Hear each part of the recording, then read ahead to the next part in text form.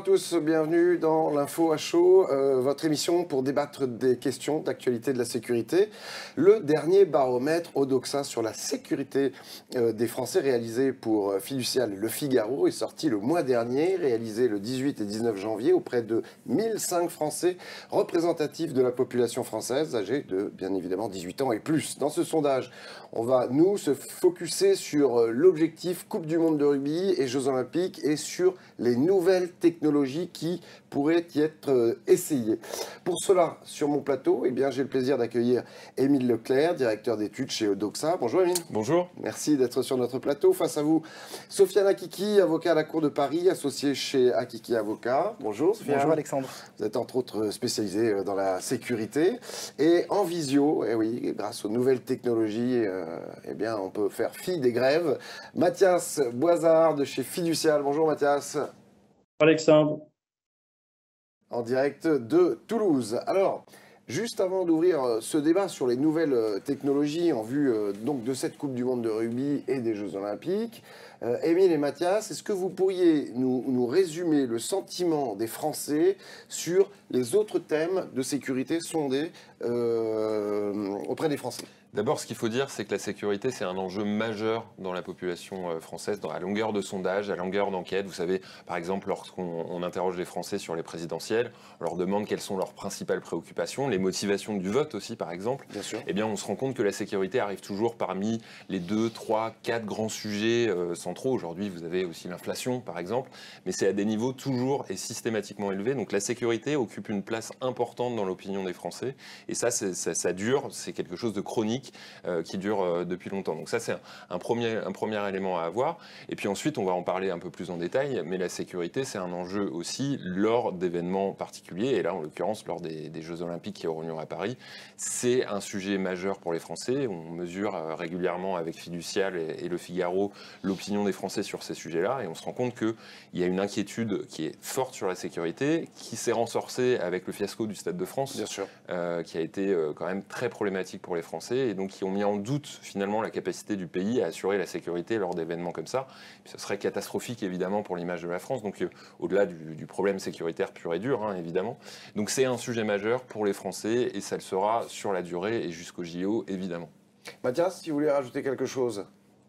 Oui, non, je peux que abonder dans ce sens. J'ajouterais que la sécurité en France, elle est également stratégique pour les entreprises. Alors, ce n'est pas directement le sujet de ce sondage, mais c'est le cas et c'est l'angle sous lequel nous, chez Fiducial, généralement, on aborde le sujet, hein, les services de sécurité aux entreprises. Ce que j'ai trouvé frappant dans ce sondage, il y a l'inquiétude évidemment que mentionne Émile, mais il y a aussi de la confiance de la part des Français, de la confiance sur un sujet quand même assez controversé, qui est l'intelligence artificielle et sa place dans la surveillance, sa place au sein dans la société. Quand on voit le résultat du sondage, on voit que c'est loin d'être la défiance, hein. Il y a une certaine confiance, et donc pour moi, ça, c'est une vraie information nouvelle. Alors, on va effectivement débattre de ça. On se pose beaucoup de questions quant à l'utilisation des nouvelles technologies, telles que les caméras intelligentes, les scanners corporels, et également sur le sujet important dont on parle depuis longtemps sur News Sécurité, c'est la mobilisation des 25 000 agents de sécurité nécessaires. Mais on va ouvrir ce débat sur la confiance des Français envers le gouvernement pour assurer la sécurité donc, de cette Coupe du Monde de rugby et des Jeux Olympiques. Et on va le voir aussi avec vos graphiques. Le premier, pour commencer, c'est le sentiment de nos concitoyens. Alors, on va remonter un petit peu dans le temps d'abord, parce que c'est une question qu'on va mesurer régulièrement dans le cadre de ce baromètre jusqu'à la Coupe du Monde et même jusqu'aux Jeux Olympiques. On va remonter la première fois qu'on a posé cette question, c'était en juin 2022, et j'en parlais tout à l'heure, c'était au lendemain du fiasco du Stade de France. Il y a eu un vrai doute qui s'est instillé dans la population. Est-ce que la France est en capacité encore aujourd'hui d'organiser des événements sportifs de grande ampleur ? On se rappelle que ça a été une catastrophe. On avait fait un sondage d'ailleurs à cette époque-là, où les Français Français considéraient que ça entachait l'image de la France, que finalement ce n'était pas acceptable du tout, et donc ils se projetaient aussi rapidement sur les événements à venir. À l'époque, en juin 2022, on a eu seulement 38% des Français qui nous disaient « j'ai confiance dans le gouvernement pour assurer la sécurité lors de la Coupe du Monde et des Jeux Olympiques ». Donc c'est très faible sur une question comme ça. Depuis, ça s'est un peu amélioré, puisqu'aujourd'hui on est à 48%, donc vous avez à peu près un Français sur deux qui nous dit « j'ai confiance ». Donc ça s'est amélioré au fur et à mesure de temps, mais on est parti de loin en juin 2022, et il va sans doute falloir améliorer encore ce chiffre dans les mois à venir, parce que c'est une question importante. On avait posé dans le cadre de ce baromètre une question, est-ce que ça pourrait vous rebuter finalement, la question de la sécurité, ça pourrait vous empêcher d'aller voir un événement? Et les Français disaient massivement oui. Donc c'est un sujet central pour les entreprises, comme le disait Mathias, mais aussi pour les Français, pour l'organisation de cet événement, et donc forcément ça entache aussi l'image de la France s'il y a des problèmes de sécurité. Donc on note cette hausse de 10% par rapport à une amélioration, mais qui doit encore vraiment s'améliorer, parce que ça reste un Français sur deux qui n'a pas confiance. Il faut aussi le voir comme ça. Sofiane, je ne sais pas si vous vouliez ajouter quelque chose sur ce point. Ben, c'est un point qui est extrêmement important, c'est un point à la fois politique et juridique. Donc politiquement, depuis 2002, on sait que les questions de sécurité se sont installées dans le paysage politique, et on sait qu'on peut perdre une élection présidentielle à cause de ça. Et sur le plan juridique, toute la difficulté, c'est que lorsqu'on entend sécurité, tous les juristes et les défenseurs des libertés fondamentales entendent atteinte aux droits des gens. Et donc, dans ces sondages-là, bien sûr, on mesure l'état de l'opinion, mais en tout cas, on ne mesure pas la nécessité de veiller à la sauvegarde des libertés fondamentales. Et ça, c'est quelque chose de très important, et cet équilibre, il est difficile à trouver politiquement. Comment rassurer le citoyen sans le priver de ses droits? Et donc ça, c'est la difficulté auquel est confronté ce gouvernement, ce législateur-là. Et d'ailleurs, la CNIL est intervenue de manière très autoritaire dans les débats qui vont nous occuper aujourd'hui. Vous parliez de politique et de campagne électorale. C'est vrai que c'était un des sujets phares mis en avant par les Français. Mais moi, j'avais noté à l'époque que quand même dans les programmes, c'était pas la priorité des candidats à l'élection quand même, la sécurité. En tout cas, c'était pas la priorité, mais il n'y a aucun candidat qui a dit que les questions de sécurité n'étaient pas des questions importantes. Donc on a parlé de sécurité, donc les gens se sentaient en insécurité. Lors de la dernière élection présidentielle, il a plus s'agi d'insécurité sanitaire, parce qu'on est arrivé après le Covid, mais dans l'esprit des gens, si vous voulez, dans leur inconscient, il y avait toujours cette question de sécurité, et aucun homme politique, même ceux de gauche, n'ont osé dire que ce n'était pas une question importante. Donc c'est tellement installé, moi j'ai l'impression, en tant que citoyen, dans le paysage politique et dans la tête des citoyens, qu'il n'est plus besoin de dire que c'est important, mais ça commande quand même le vote. Et les candidats qui ont, si vous voulez, des pulsions sécuritaires, si on additionne leurs voix, ils ont fait un très haut score aux dernières élections. Ouais. Mathias, sur ce premier sondage qu'on vient de voir, qu'on va peut-être revoir sur la confiance des Français envers le gouvernement pour assurer la sécurité sur les événements sportifs à venir, qu'est-ce que vous pouvez rajouter ?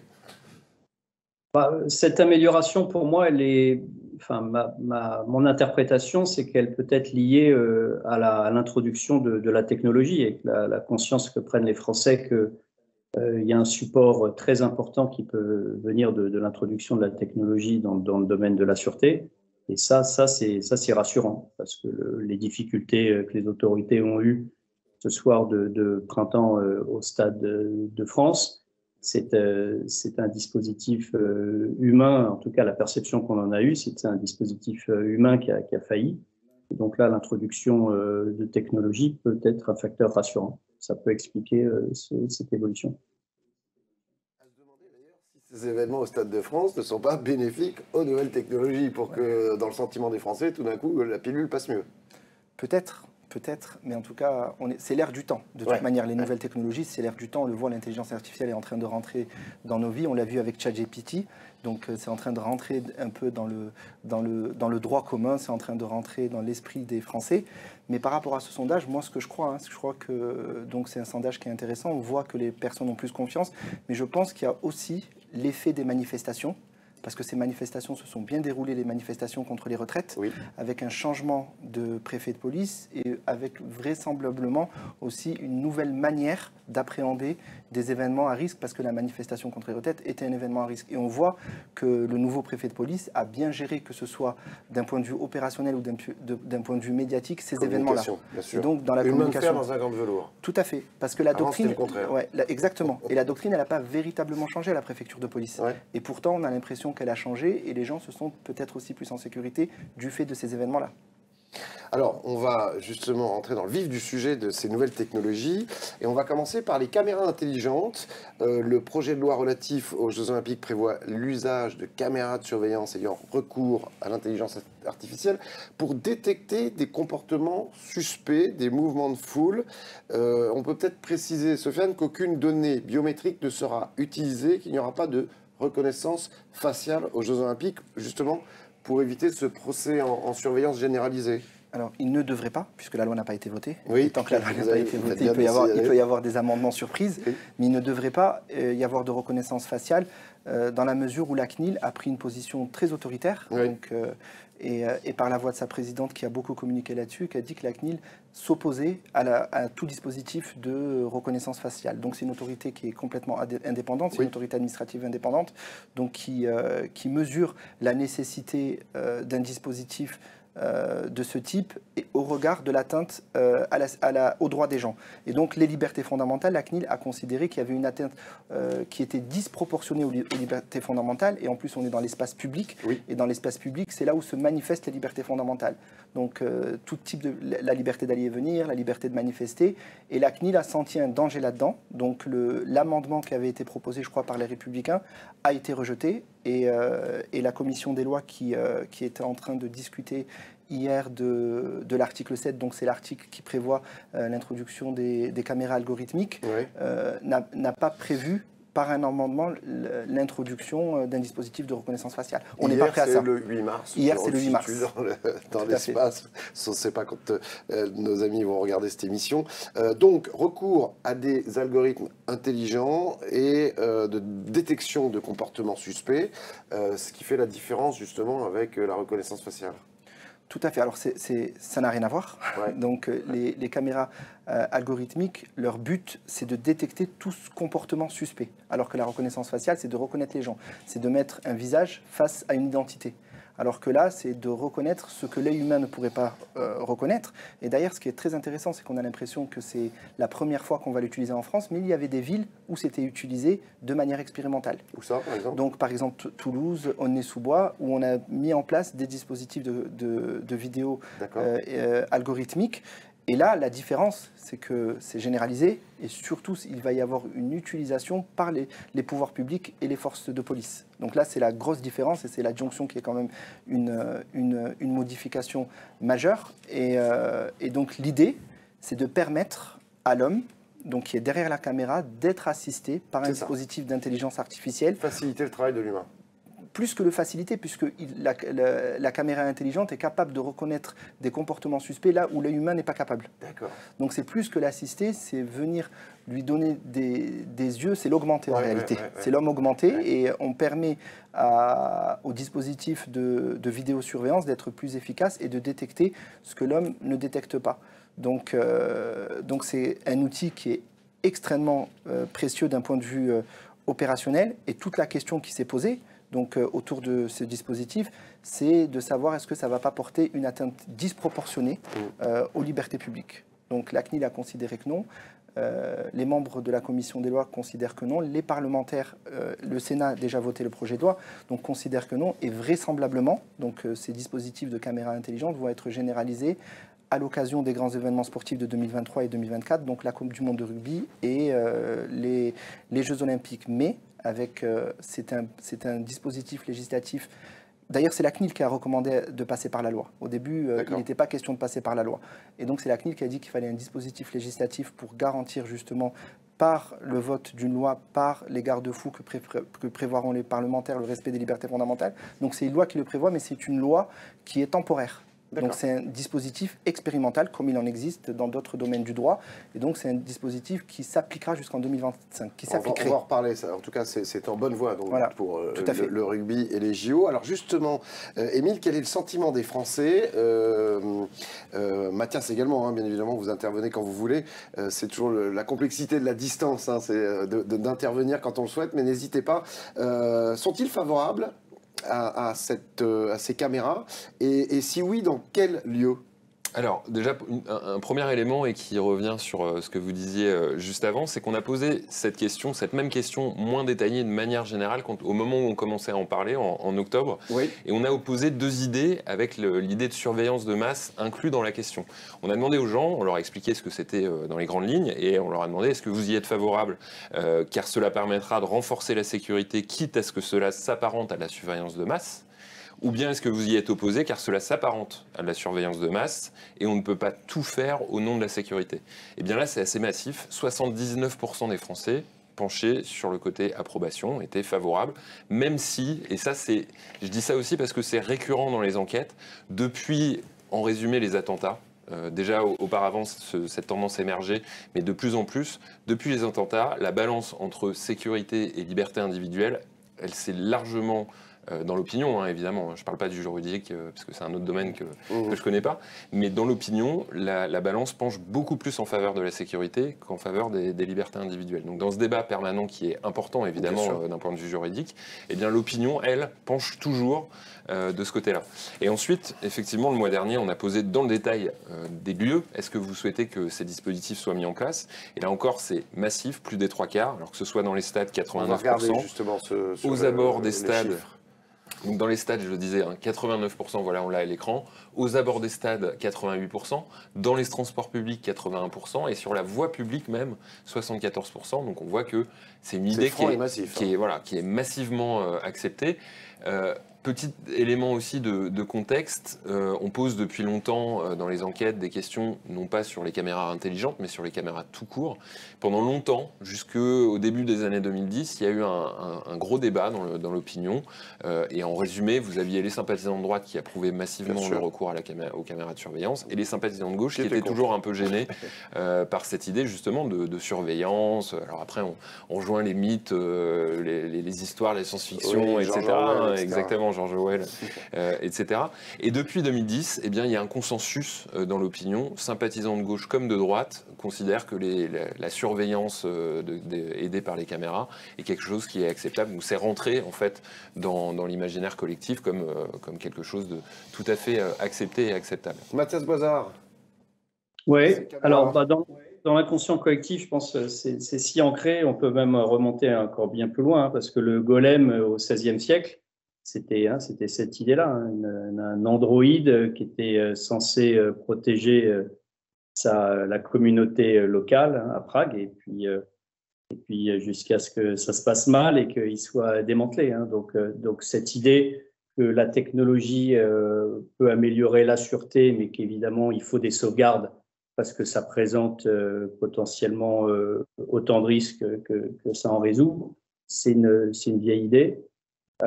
Là, je pense ce sondage, ce qui met bien en lumière, c'est que cette technologie de caméra intelligente, bon, la première chose, c'est que c'est pas neuf hein, d'un point de vue technologique, hein, c'est même maintenant très éprouvé.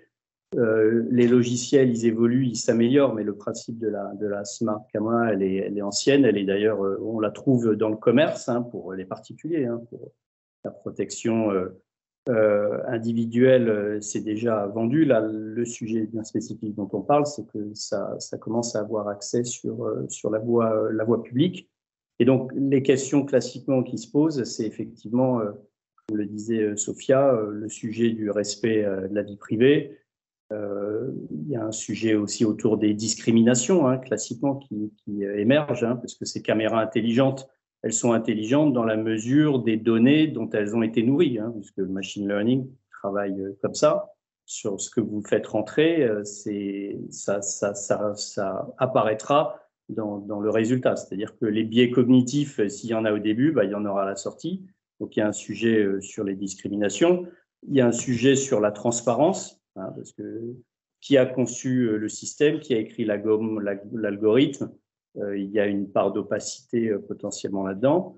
Il y a un sujet autour du consentement. Est-ce que les gens qui sont filmés, même s'il n'y a pas de reconnaissance faciale, là, par exception de ce que dit la CNIL, est-ce qu'ils ont consenti, sous quelle forme? Et puis après, qui est responsable de tout ça? Bon, voilà.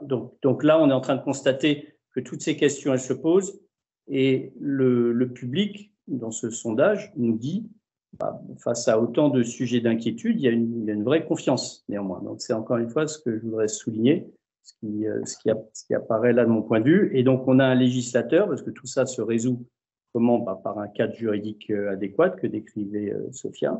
Et donc on a la CNIL, en logique, qui fait des réserves. Elle en a fait là sur la reconnaissance faciale. Et je crois qu'elle en a fait, il me semble aussi, sur l'utilisation des portiques de sécurité, hein, les scans corporels. Je crois qu'il y a des réserves là-dessus, notamment autour du...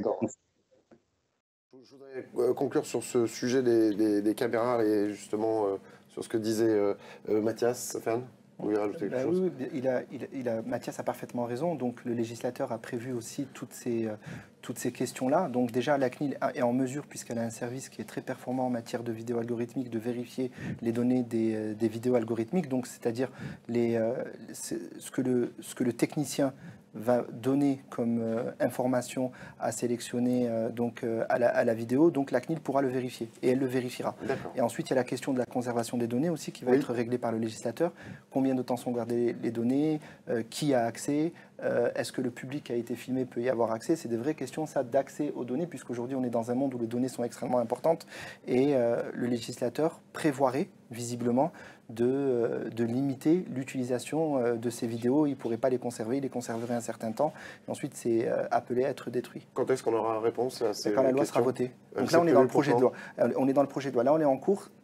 Donc le 8 mars, c'est passé en commission des lois. Ça devrait intervenir courant du mois de mars. D'accord. Et donc c'est prévu donc de l'entrée en vigueur de la loi et jusqu'au 30 juin 2025, on est d'accord? Au-delà, qu'est-ce qui se passe? C'est très curieux comme date, puisqu'on met en place un dispositif pour la Coupe du Monde de rugby et les JO, et ce dispositif se poursuit un an après les JO. Oui, donc on ne comprend pas très bien. C'est peut-être jour anniversaire d'un mec de la CNIL, je ne sais pas. Peut-être. Et donc, non, mais c'est curieux, mais ça peut aussi nous donner un indice, et peut-être que ce n'est pas que c'est une loi qui est faite à l'occasion des JO, mais ce n'est pas une loi qui n'est faite que pour les JO.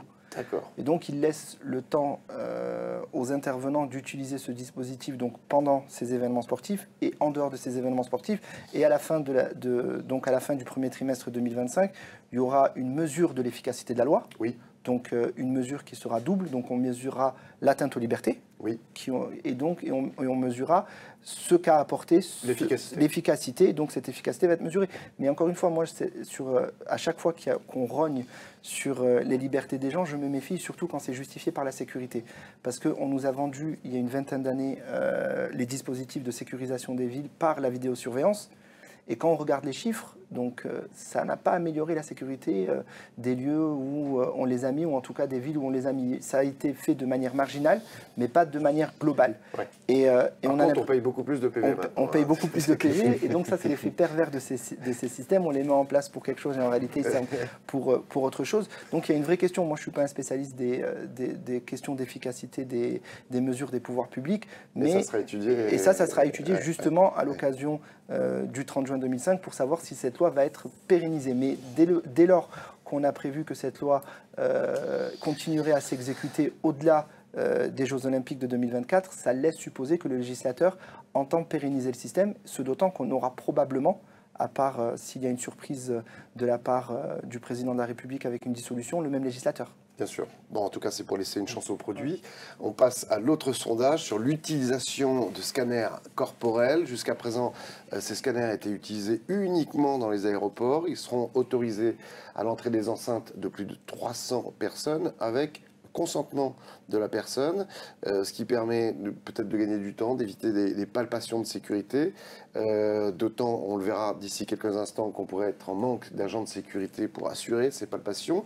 Alors justement, regardons ce sondage que vous avez mené sur les scanners corporels. Qu'est-ce qu'on peut en dire, Émile? Alors, on a proposé 3 propositions aux Français en leur disant ce que c'était que ces scanners, en Oui. leur donnant l'image évidemment des aéroports. Parce On va le voir en chiffres d'ailleurs en même temps. Concrètement ce que c'est. Le premier renseignement, et moi je vous l'admets personnellement, vous savez, quand on fait des sondages, on parie un petit peu à l'avance sur les chiffres qu'on va avoir, parce que il y a un côté amusant. J'ai été extrêmement surpris de ce résultat, c'est qu'à 84%, les Français considèrent que c'est plus efficace qu'une palpation pour détecter des objets dangereux. Donc c'est massif. Et deuxième surprise aussi, c'est que ils n'ont pas le sentiment que ça prendrait plus de temps qu'une palpation. Vous voyez, 61% des Français considèrent que non, ça ira au moins aussi vite, voire même plus vite. Disons qu'on a tous déjà été palpés, enfin en tout cas pour rentrer dans un stade, et qu'on a remarqué que les palpations, parfois, elles étaient faites de façon assez aléatoire, assez rapide, on ne fouillait pas vraiment partout, alors qu'un scanner... Mais je ne pensais pas que ça serait aussi massif, parce que le scanner, il y a aussi quelque chose surtout à l'entrée d'un stade, où on ne va pas vous faire vider vos poches totalement. On imagine que ça ne va pas se passer comme dans un aéroport, où ça peut être très très long de faire passer chaque personne. Et finalement, en fait, les Français approuvent cette idée et pensent même que ça devrait être généralisé à l'entrée des enceintes accueillant du public, quelles que soient les enceintes. Dès lors que vous avez une masse de monde qui doit entrer dans une enceinte, eh bien, ils pensent que l'idée des portiques autour, voilà, exactement, d'un stade, exactement, ou une salle de concert, un festival. Vous avez beaucoup d'événements comme ça qui accueillent une masse de public importante et qui posent des questions de sécurité évidentes. Et donc, ils approuvent cette idée de généralisation.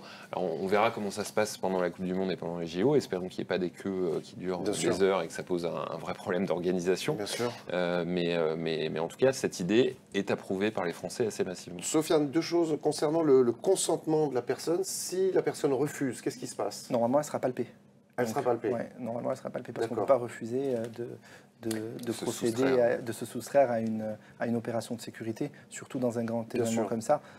Donc, oui. En termes de palpation, si c'est une femme, bien évidemment, c'est une agent de sécurité femme qui s'occupe de la palpation. En cas de scanner corporel, est-ce qu'il y a une différenciation dans ce cas-là de la personne, l'opérateur? Je ne sais pas, est-ce qu'il faut que ce soit un opérateur femme qui... Non. Non, pour l'instant, il n'y en a pas. En tout cas, dans les aéroports, il n'y en a pas. Donc, c'est des hommes et des femmes qui peuvent accéder au scanner. D'accord. Et la question qui va se poser aussi, ça va être la question de la personne. Est-ce qu'elle aura besoin d'un agrément comme un agent de palpation a besoin d'un agrément pour accéder à la vidéo? Ça, on ne le sait pas encore. D'accord. D'accord. Mathias, pour ce point des scanners corporels. Oui, alors le scanner corporel, il y a ce que vous évoquez, enfin, il y a le sujet de l'efficacité en tant que tel, qu'est-ce qu'on détecte, qu'est-ce qu'on laisse passer. Et il y a un sujet évidemment qui est économique, qui rentre en ligne de compte également. Le coût du scanner corporel est élevé et puis qui ne dispense pas d'un dispositif humain d'accompagnement du scanner. Donc, il ne s'agit pas juste de laisser passer une personne et d'entrer dans le lieu public. Il y a quand même la nécessité autour d'un scanner d'agents de sécurité. Donc, si on ajoute ça au coût du scanner lui-même, on arrive d'un point de vue économique à des montants potentiellement élevés, ce qui explique que ces solutions ne soient pas généralisées. Du point de vue du public, effectivement, là on voit dans ce sondage, il n'y a pas de réticence en réalité à ça. Et donc, un peu dans le même sens de ce qu'on vient de dire sur la vidéo, on perçoit un vote de confiance dans la technologie au détriment, là, en quelque sorte, des libertés publiques. En tout cas, le sondage est plutôt assez étonnant, parce que le public, les Français sont plutôt pour. Cette idée, et voient de l'efficacité en termes de sécurité et autres. Il nous reste quelques minutes, et donc je voudrais qu'on conclue sur, non pas de la nouvelle technologie, mais de l'humain, là, les agents de sécurité. On a une balance de besoins qui va de 20 à 30 000 agents de sécurité supplémentaires, qui doivent être recrutés et formés, et vous avez interrogé les Français quant à savoir déjà s'ils pensent que cet objectif sera atteint, et si ce n'est pas le cas, Kesako. Eh bien oui, il y a toujours un doute dans l'opinion, j'ai plus le chiffre en tête, hein, mais sur la capacité qu'auront les professionnels à recruter ces agents, puisqu'il y a dans beaucoup de domaines, hein, et le Covid a posé cette problématique, il y a beaucoup de gens qui ont quitté le métier. Et il n'y en a pas forcément qui sont revenus. Et donc, dans beaucoup de domaines, dans beaucoup de secteurs, c'est une difficulté. Et c'est aussi le cas pour la sécurité privée. C'est aussi le cas, et on a interrogé les Français sur les mesures aussi qu'on pouvait prendre pour attirer un peu plus de talents. Alors, dans leur idée, il faut revaloriser. Alors, déjà, on va voir les premiers chiffres. Donc, c'est le 26 sur justement. Pensez-vous que l'objectif sera atteint? 62%, donc voilà, pensent que cet objectif sera atteint. On avait posé précédemment une question où il y avait un peu plus de doutes. Donc on voit que c'est plutôt positif, mais on a quand même 50% des Français qui disent bah oui, probablement, j'y crois à peu près, mais il y a toujours une difficulté. Donc les Français souhaitent aussi qu'il y ait des solutions qui soient mises en place pour attirer, donc pour développer un peu l'attractivité des métiers de la sécurité, qui ne sont pas toujours très attractifs, et notamment pour des questions de rémunération. Souvent, vous faites des horaires en plus particuliers, vous travaillez le soir, vous travaillez loin de chez vous, il y a des déplacements, des choses comme ça, donc c'est parfois un peu difficile, et donc il y a une demande de revalorisation des contrats des entreprises pour qu'elles-mêmes puissent le répercuter aussi sur les Grand salaires. Sujet de la sécurité privée, oui, bien sûr. Exactement, puisque c'est souvent des contrats qui sont... Il y a une concurrence et donc revue à la baisse. Et puis, il y a aussi le métier en lui-même, aussi créer des passerelles avec d'autres métiers de la sécurité. Vous êtes un jour agent de sécurité, et puis ça vous donne une certaine expérience, et donc vous avez plus de possibilités de devenir gendarme, de travailler dans la sécurité au sens large, mais aussi donc dans la sécurité publique. Donc il y a toutes ces questions qui se posent dans l'opinion pour pouvoir attirer davantage de jeunes, et de moins jeunes d'ailleurs, et de femmes aussi, vers les métiers de la sécurité, puisque c'est encore un métier très masculin. Voir des solutions avec des étudiants. On en a parlé récemment sur News Sécurité. On va voir le dernier sondage, justement, qui va s'afficher sur les moyens prioritaires à mettre en place afin d'assurer la sécurité des JO de Paris. Si on ne parvenait pas à avoir suffisamment d'agents de sécurité, le premier des moyens, c'est aussi pour les Français de solliciter l'armée pour accompagner la sécurité de ces événements. Donc je disais, hein, il y a la meilleure rémunération des entreprises, favoriser les passerelles entre les différents métiers de la sécurité, et puis il y a aussi communiquer pour attirer plus de femmes vers ces métiers-là.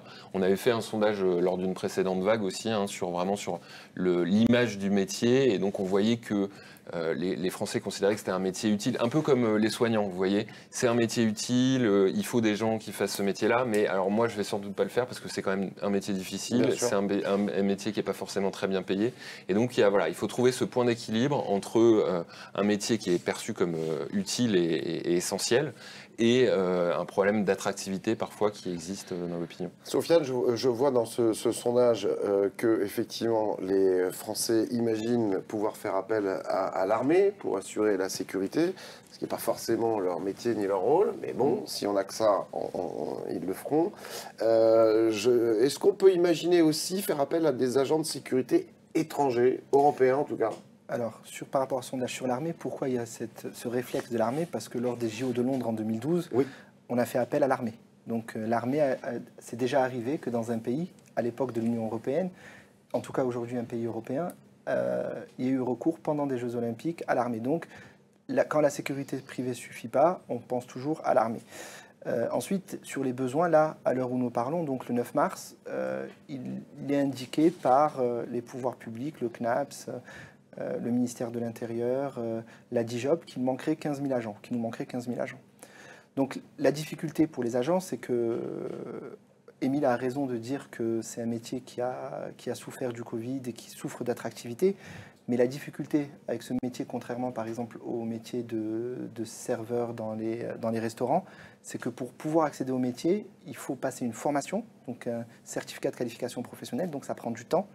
Et il faut obtenir son autorisation de travail au CNAPS. Donc du coup, ça veut dire qui n'est pas évidente, exactement. Qui peut être longue à obtenir. Qui peut être longue à obtenir. C'est une administration qui a très peu de moyens.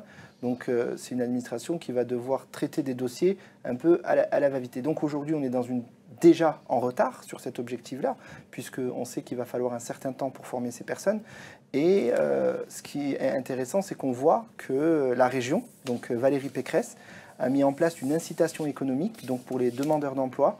Donc, comme c'est un métier qui est en pénurie, donc il y a une prime de 1 000 € quand vous vous formez à ce métier-là et que vous vous engagez dans cette carrière-là, et elle l'a multiplié par 2, c'est 2 000 €. Donc c'est la seule collectivité territoriale pour l'instant qui l'a fait en France. Donc on essaye de rendre ce métier un peu plus attractif, et les partenaires sociaux, donc les organisations patronales et les organisations syndicales représentatives du secteur, ont négocié un accord avec une augmentation salariale de 7,5% des rémunérations. Donc c'est pour rendre le métier plus attractif. Mais ça arrive à un moment où on est dans l'inflation, donc ces 7% sont immédiatement absorbés par l'inflation, et finalement on est dans une espèce de fiction salariale où on vous augmente votre salaire en réalité, mais votre pouvoir d'achat, c'est ça, mais votre pouvoir d'achat reste égal. Mais bien évidemment, la rémunération, c'est le nerf de la guerre, parce que c'est parce que ces agents sont mal rémunérés qu'il y a une pénurie dans le secteur. Et pourquoi ils sont mal rémunérés? Parce que les prestations de sécurité, comme le disait Émile, elles sont payées aujourd'hui de manière indigente. Donc, mais on ne réglera pas ce problème d'ici les JO, puisque là, il y a des appels d'offres qui ont commencé à émaner de la part des organisateurs du JO et notamment du COJO. Donc, au départ, les appels d'offres sont venus pour la plupart infructueux. Et là, donc, il y a des appels d'offres qui ont été distribués. Ce n'est pas encore officiel, mais il y a des boîtes de sécurité qui commencent à recevoir des mails.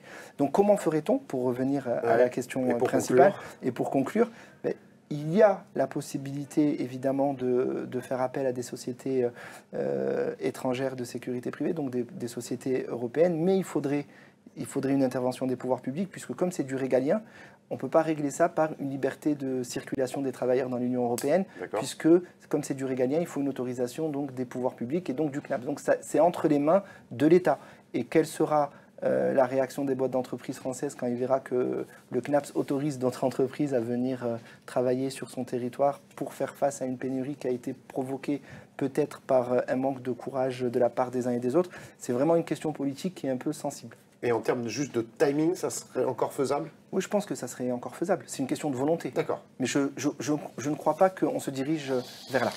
Merci beaucoup, messieurs. Je vous propose qu'on se retrouve dans quelques mois pour faire un nouveau panorama du sentiment des Français sur la sécurité à l'approche des JO, si ça vous va. Très bien. Très bien. Alexandre, est-ce qu'on a 1 minute pour dire un mot sur l'attractivité des agents? Avec grand plaisir. Voilà. Alors, je voulais juste revenir une seconde là-dessus sur le fait que chez Fiducial, on en emploie 9 000 des agents de sécurité. Et ce que je peux dire, c'est qu'aujourd'hui, même si le marché du travail il est favorable aux salariés, donc ce n'est pas si facile de les trouver, il n'y a pas de délai pour obtenir sa carte professionnelle. La formation de 184 heures, elle doit être effectivement faite pour obtenir la carte professionnelle. Et les agents qui nous rejoignent, il arrive qu'on les accompagne dans cette formation et ils ont, à l'issue de cette formation, leur carte professionnelle, sous réserve que tous les critères soient satisfaits. C'est une première chose. Une autre chose, c'est que l'éloignement du domicile, en réalité, ce n'est pas vraiment le cas. C'est fréquemment une profession qui est menée à proximité précisément de son lieu de vie. En tout cas, nous, c'est ce qu'on observe parmi nos agents. Et vous avez mentionné l'augmentation des salaires de 7,5% qui est rentrée en vigueur au 1er janvier. C'est vrai, on peut considérer que ce n'est jamais suffisant, mais toutes les professions en France n'ont pas connu une compensation de l'inflation 2022 en janvier 2023. Donc, il faut quand même le noter, d'autant plus que ces augmentations de salaires ne sont certainement pas terminées dans la sécurité privée, puisqu'il est très activement discuté d'augmenter de nouveau les salaires dans la profession au 1er janvier 2024. Donc l'avenir est radieux pour les agents. Mathias, on partait de très loin quand même, parce que les salaires des agents de sécurité étaient en dessous du SMIC, en dessous des agents de propreté quand même. Donc, est en dessous du SMIC, mais c'est vrai qu'il a été rattrapé sur certains coefficients, il a été rattrapé par le SMIC. Très bien, c'était hyper important de le souligner. Merci beaucoup en tout cas à distance et en présence d'être venu sur le plateau de l'Info à Chaud. On se retrouve très vite. En attendant, prenez soin de vous. Ciao.